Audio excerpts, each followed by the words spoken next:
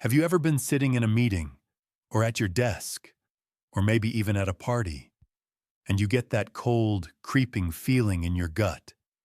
That feeling that says, any minute now, they're all going to figure it out. They're going to realize I have no idea what I'm doing. It's that feeling that you are the only one in the room faking it, that you are an imposter in your own life. This feeling has a name, of course: imposter syndrome. And if you're a millennial, chances are you know it intimately. We are the generation that was told to follow our passion, build a personal brand, hustle, grind, and project an image of effortless success, all while navigating waves of economic uncertainty, social upheaval, and the soul-crushing pressure of a 24/7 digital spotlight. The result? A silent epidemic of feeling like a fraud. But what if I told you there's an ancient blueprint for dismantling imposter syndrome? A radical strategy that involves not more preparation, not more credentials, but less? A 2,000-year-old story that contains a powerful psychological key for moving from that feeling of being a fraud to a place of profound, unshakable, authentic purpose. Let's be honest about the world we live in. Our lives are curated. We spend years building what the great psychologist Carl Jung would call the persona. The persona is our social mask. It's the polished version of ourselves that we present to the world. It's our LinkedIn profile, our Instagram feed, our carefully crafted answer to the question, so, what do you do? And for our generation, the pressure to perfect this persona is immense. We are told to be authentic, but what we often mean is perform authenticity in a way that gets likes. It's a tightrope walk. We have to be relatable but successful, vulnerable but not a mess, confident but not arrogant. This constant performance, this managing of the mask, is utterly exhausting. And it's the breeding ground for imposter syndrome. Why? Because deep down, we know the mask isn't the whole story. We are acutely aware of the gap between our curated persona and the messy, complex reality of who we are. And in that gap, the voice of the imposter thrives. It whispers that our success is just luck, that our skills are inadequate, and that we are one misstep away from total exposure. So we double down. We hustle harder. We chase the next promotion, the next degree, the next goalpost, hoping that this time we'll finally feel like we belong. We seek external validation, the praise, the paycheck, the power, believing it will silence the voice of the fraud. But it never does. It's like drinking salt water to quench a thirst. The more we get, the thirstier we become, because we're trying to solve an internal problem with external solutions. This is where our story begins. It's from the Gospel of Luke, and it's not one of the big, famous ones. There's no walking on water or feeding 5,000. It's a quieter, stranger story, but it's a psychological masterclass. Jesus gathers a group of 72 of his followers. These aren't the A team, the inner circle of 12. These are the B-listers, the wider network. Think of them as the interns, the new hires. And he gives them a mission that sounds impossible. He says, I am sending you out like lambs among wolves. Just pause and feel that. It's the very definition of feeling unprepared. It's the essence of imposter syndrome. He's not sending them as lions among wolves, or even as sheepdogs. He's sending them as lambs, as vulnerable, defenseless creatures into a world of predators. And then he gives them a set of bizarrely specific instructions, a kind of anti-preparation checklist. He says, carry no money bag, no sack, no sandals, and greet no one along the way. Now, from a modern hustle culture perspective, this is insane advice. No money? That's your security. No bag? That's your supplies, your resume, your 5-year plan. No sandals? That's your basic protection. And greet no one? That's your networking. He is systematically stripping them of everything we think we need to be successful and safe. But from a Jungian perspective, this is genius. Jesus is forcing them to shed their persona. The money bag is the persona of wealth and security. The sack is the persona of being prepared and self-sufficient. The sandals are the persona of being a seasoned, protected traveler. By taking these away, he's removing their masks. He's telling them, you cannot rely on your status, your resources, or your credentials on this journey. You can only show up as you are. This is the first terrifying step to overcoming imposter syndrome. Radical vulnerability. He forces them into a situation where authenticity is the only option. They can't lead with their business card. They have to lead with their presence. Their only currency is the greeting they offer. Peace to this household. And notice the instruction about rejection. He tells them, if a town doesn't welcome you, don't argue. Don't try to convince them. Don't internalize it. Just shake the dust of your town that clings to our feet. This is a profound psychological tool. The dust represents their judgment, their rejection, their negativity.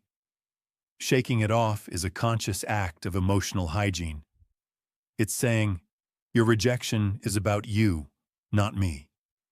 I will not carry it with me. I will not let it become part of my story.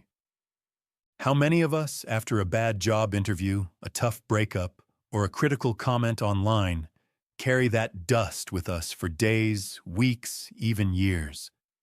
We let it seep into our sense of self until we believe the rejection is the truth of who we are. This ancient text offers a powerful alternative. Acknowledge the rejection and let it go. Maintain the integrity of your own inner state.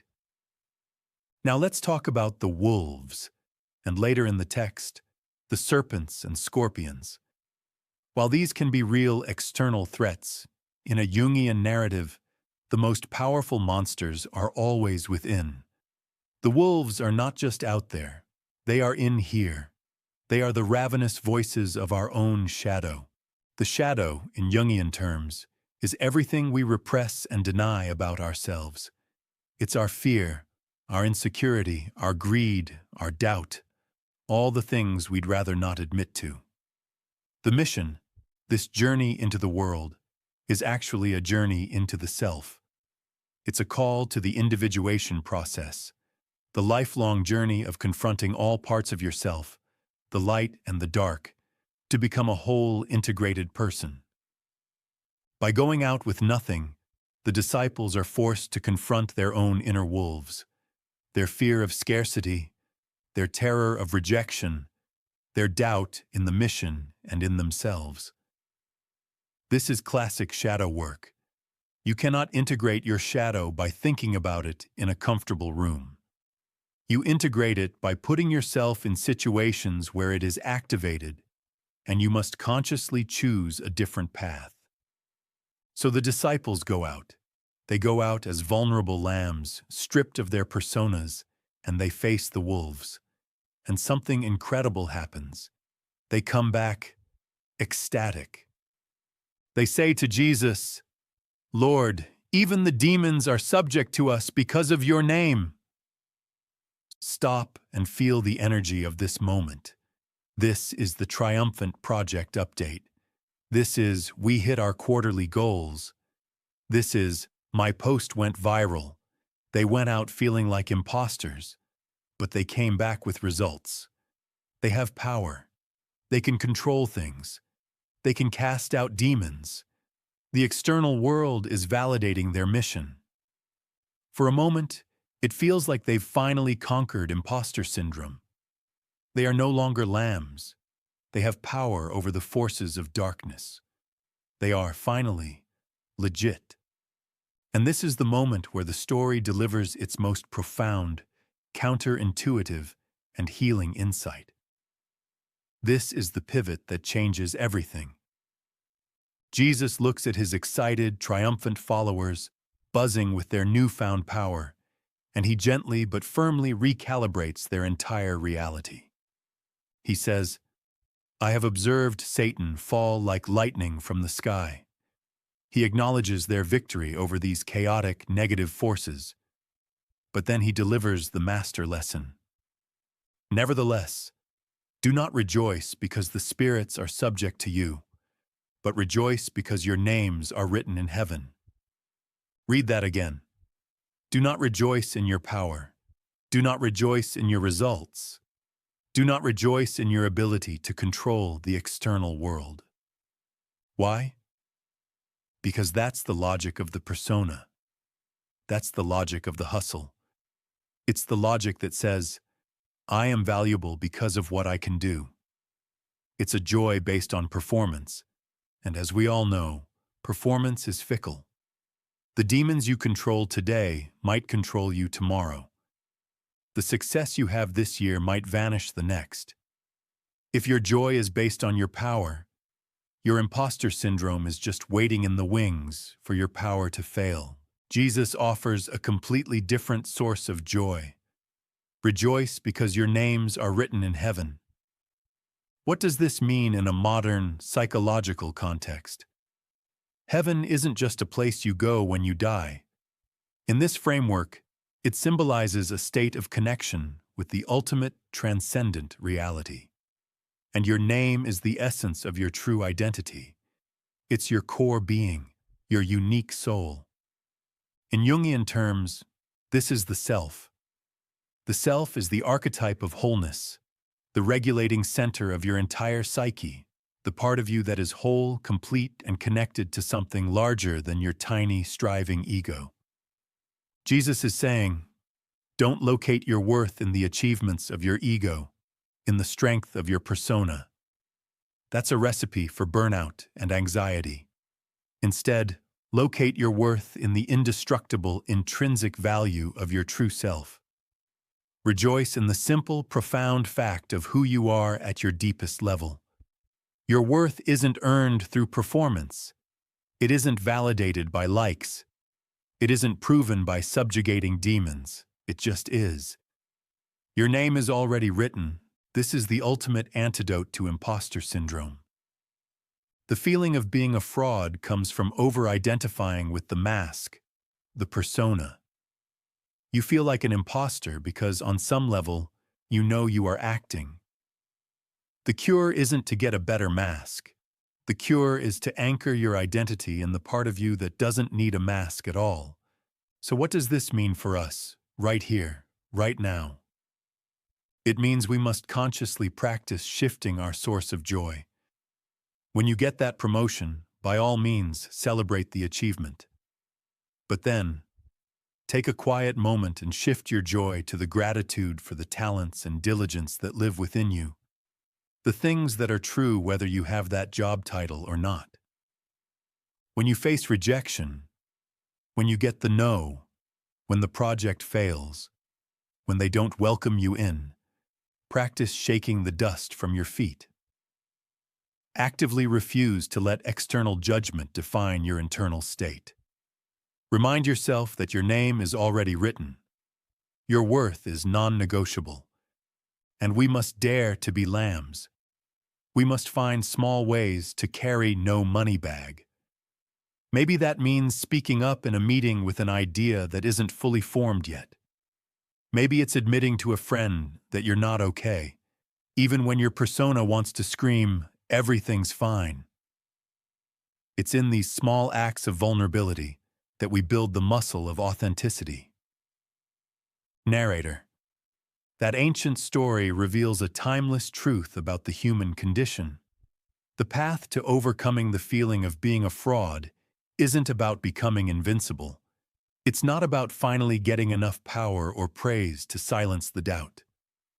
It's about the courageous journey of stripping away the masks we think we need, confronting the inner wolves of our own fear and insecurity, and learning to find our joy not in what we can achieve, but in who we fundamentally are. It's the realization that the mission isn't to conquer the world, but to come home to ourselves, to discover that our truest identity, our deepest worth, was never in question. It was written down all along.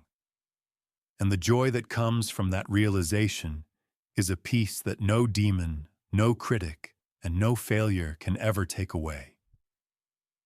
Don't rejoice because you are powerful. Rejoice because you are. Thank you.